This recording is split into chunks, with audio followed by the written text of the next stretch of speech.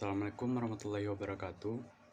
Perkenalkan, nama saya Ilham Renanda dari Universitas Islam Negeri Syarif Hidayatullah Jakarta, Fakultas Adab dan Humaniora, Prodi Terjemah semester 3.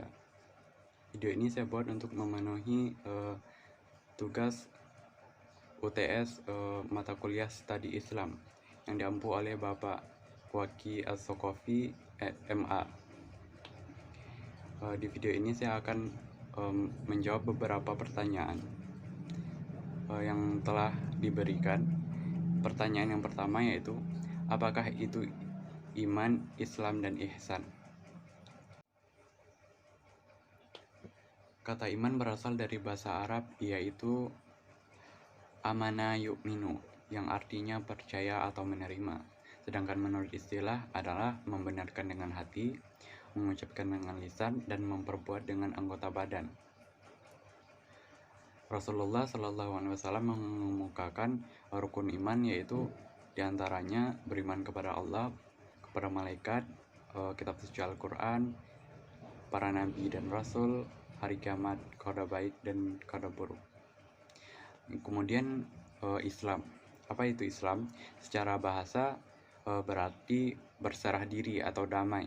Kata Islam berasal dari bahasa Arab, yaitu aslama, yang artinya patuh, pasrah, menyerahkan diri atau selamat.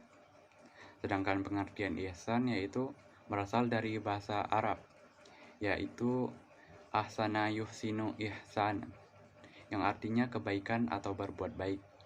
Sedangkan menurut istilah, ihsan ialah berbakti dan mengabdikan diri kepada Allah atas dasar kesadaran dan keikhlasan. Singkatnya yaitu, iman itu adalah kepercayaan atau keyakinan itu sendiri, sedangkan Islam adalah pelaksanaan atau pembuktian dari keyakinan, sedangkan ihsan itu adalah etika dalam keyakinan dan pengamalannya. Kemudian pertanyaan yang kedua yaitu pentingnya beragama.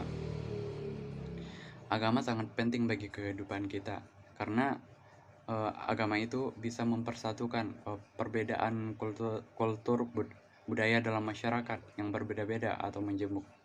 Agama ini sangat penting dan sangat memiliki peranan dan dalam membangun tatanan masyarakat yang dijadikan lebih teratur, terarah, dan lebih maju. Karena agama mampu menciptakan kerukunan budaya, memperbaiki mutu pergaulan pada orang-orang yang memiliki perbedaan agama, pada masyarakat yang majemuk, supaya senantiasa hidup dan berdampingan tanpa rasa iri, dengki, merasa paling benar atau egois, dan lain-lain. Contohnya yaitu seseorang yang tidak memiliki agama apapun karena kehidupannya akan dipenuhi dengan keraguan, cenderung suka dengan perlintasan kemaksiatan, dan tingkah laku perbuatan yang merugikan orang lain. Tanpa agama, seseorang tidak akan memiliki sesuatu yang selalu mengajaknya untuk berdoa, bersyukur, menyesali tingkah laku, dan memohon pengampunan pada Tuhan yang diyakininya bisa menolongnya merubah perlintasannya dijadikan lebih baik. Kemudian pertanyaan yang ketiga yaitu hadis dhaif dan hadis palsu.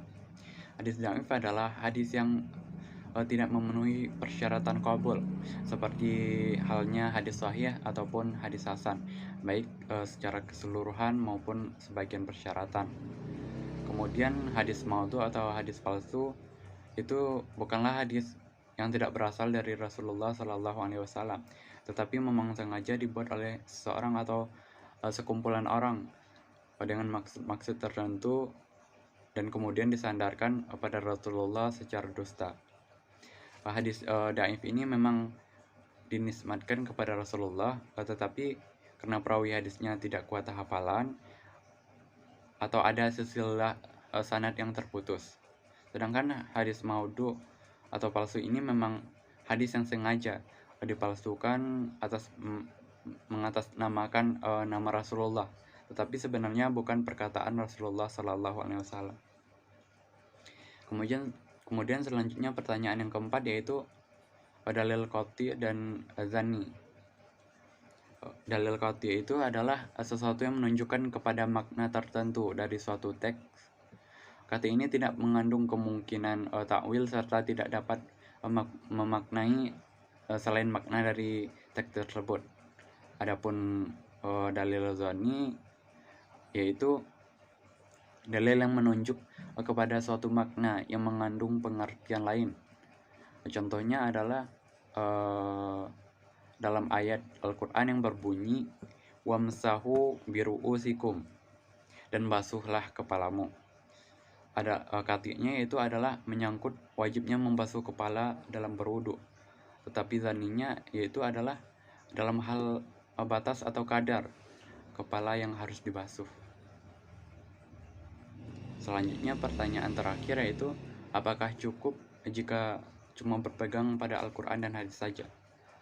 Tentu tidak, karena kalau sudah memahami Al-Quran belum cukup, harus kembali lagi kepada hadis. Hal ini karena di Al-Quran masih banyak yang membutuhkan penjelasan. Contohnya yaitu dalam Al-Quran ada perintah salat 62 kali, tetapi Al-Quran tidak menjelaskan nama salat itu apa dan berapa kali saat sehari semalam. Penjelasan itu hanya ada pada hadis. Oleh karena itu kita tidak bisa meninggalkan hadis. Kalau nggak pakai hadis kita bakalan nggak ngerti. Namanya sholat saja kita nggak ngerti berapa sholat yang wajib sehari semalam, kita nggak ngerti kalau nggak pegang hadis. Sesudah Al-Quran dan hadis pun lanjut, yaitu masih belum cukup karena hadis tidak menjelaskan bagaimana caranya sholat, beberapa dan apa saja komponen dalam sholat itu. Jadi disinilah peran para mujtahid seperti Imam Syafi'i, yaitu dia berijtihad dengan pemahaman cerdasnya sehingga memutuskan bahwa komponen salat itu ada 17. Keputusan ini kemudian disepakati semua imam mujtahid dan disebut sebagai ijma. Mungkin sekian pertanyaan yang dapat saya jawab. Terlebih terkurang mohon maaf. Wassalamualaikum warahmatullahi wabarakatuh.